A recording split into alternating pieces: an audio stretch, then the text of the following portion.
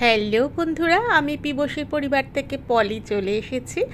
দেশে বিদেশে কাছে দূরে যে যেখান থেকে আমার ভিডিওটা দেখছো সবাইকে জানাই অনেক ভালোবাসা, গুরুজনদেরকে জানাই প্রণাম।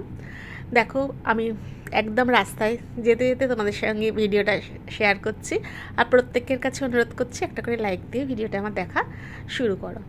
আমি যাচ্ছি আমার বুটিকের কালেকশানের জন্য। তা কোথায় যাচ্ছি সবটাই দেখতে পারবে, তার জন্য কি করতে হবে, পুরো ভিডিওটা তোমাদেরকে দেখতে হবে। তা পথে যেতে যেতে মনে হলো একটু তোমাদেরকে দেখাই।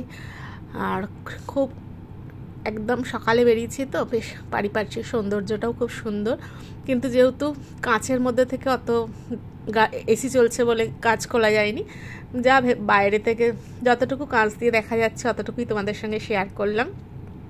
তা চলেছি আমি আমার উদ্দেশ্যে।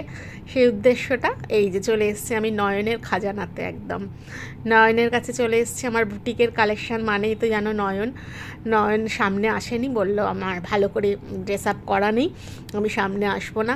ওর তোমাদের যে আমি চাহিদা পূরণ করতে পারি সবটা নয়নের জন্য। তোমরা যেরাম কালেকশান আমার কাছে চাও আমি নয়নের কাছে সমস্তটাই ফটো শেয়ার করি, ও আমাকে সমস্ত আমার চাহিদা পূরণ করে দেয়। দিয়ে ওখান থেকে বেরিয়ে পড়লাম খাওয়ার উদ্দেশ্যে। চলে গেছি কোথায়, আগের বছর ভিডিও দেখেছিলে সরাইখানা কটেজ ধাবা, মনে আছে তোমাদের? সেই আগের বছর যে ভিডিওটা দিয়েছিলাম সে বছর লাঞ্চটা তোমাদের দেখানো হয়নি। আমি বলে রেখেছিলাম দাদাকে ফোনে, মাটির থালি ব্যবস্থা করেছেন দাদা, স্যালাড রয়েছে, তোমার ডাল রয়েছে, 2 রকম ভাজা রয়েছে, 3 রকম, এখানে মোচা রয়েছে, পটল পোস্ত রয়েছে, কুলের চাটনি রয়েছে, আর মাটন রয়েছে। মাটনটা দুর্ধর্ষ রান্না হয়েছিল, আর পিসগুলো দেখেই বুঝতে পারছো বেশ বড় বড় পিস, একদম দারুণ টেস্ট হয়েছে। আমার ছেলের তো দারুণ লেগেছে, আমারও দারুণ লেগেছে। সবসময় নিজে রান্না করে খাই, আর একটু অন্যরকম হলে এরকম গুছিয়ে খাওয়ার কার না ভালো লাগে বলো? এরকম তোমাদের সবাইকেই বলছি যে এটা কিন্তু খুব বেশি দূর নয়, কাছেই একদম, আমাদের কলকাতা থেকে মাত্র 2 থেকে 2.5 ঘন্টা লাগে। এটা হচ্ছে মদনপুরের বিরোহী বলে একটা গ্রাম, এটা একদম হাইওয়ের ওপর এই কটেজটা, সরাইখানা কটেজ ধাবা একদম হাইওয়ের ওপর।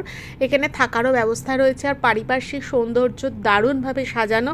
আমার তাড়াহুড়ো ছিল বলে আমি সেরমভাবেও সকালবেলাটাও ব্রেকফাস্ট করে গেছি, তোমাদের সঙ্গে আর শেয়ার করা হয়নি, তখন আমার খুব তাড়া ছিল যাওয়ার, কারণ আমি যে উদ্দেশ্যে গেছি। এই যে সরাইখানা ধাবাটা দেখতে পাচ্ছ, এই যে লেখা রয়েছে সরাইখানা কটেজ ধাবা, আর এরমভাবে সুন্দর সাজানো। তোমরা কেউ যদি চাও নাইট স্টে করতে পারো।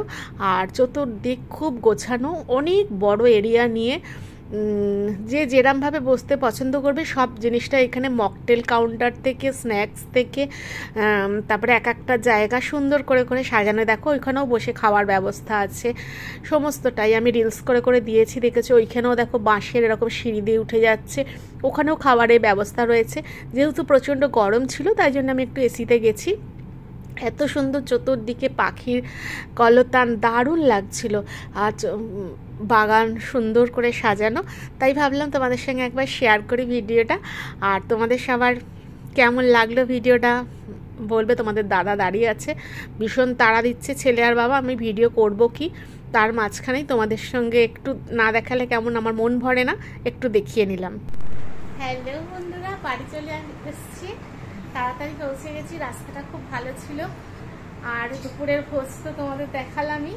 আমি গেছিলাম আমার বুটিক কালেকশানগুলো আর কি ওঠাতে, ওটা যাই আমি ফুলিয়া শান্তিপুর ওদিকেই যাই বুটিক কালেকশানটার জন্য, তাই সেখানেই গেছিলাম। তার সঙ্গে সারাদিনে ঘোরা হলো, খাওয়া দাওয়া হলো, সবটাই তোমাদের সঙ্গে শেয়ার করলাম। আর আজকের ভিডিওটা তোমাদের কেমন লাগলো সবাই বেশি বেশি করে লাইক শেয়ার কমেন্ট করবে। আর যারা আমার চ্যানেলটাতে নতুন আছো, আর একটা সাবস্ক্রাইব করে পাশে থাকা বেল নোটিটাতে ক্লিক করে দেবে, যাতে আমার ভিডিও দেওয়ার সাথে সাথে তোমাদের কাছে নোটিফিকেশান পৌঁছে যায়।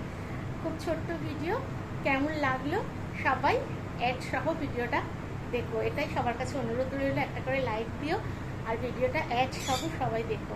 ঠিক আছে, চলো টাটা, আবার দেখা হচ্ছে অন্য কোনো একটা ভিডিওর সঙ্গে। ঠিক আছে, চলো টাটা, সবাই খুব ভালো থাকবে, সুস্থ থাকবে, আর অল টাইম খুশিতে থাকবে।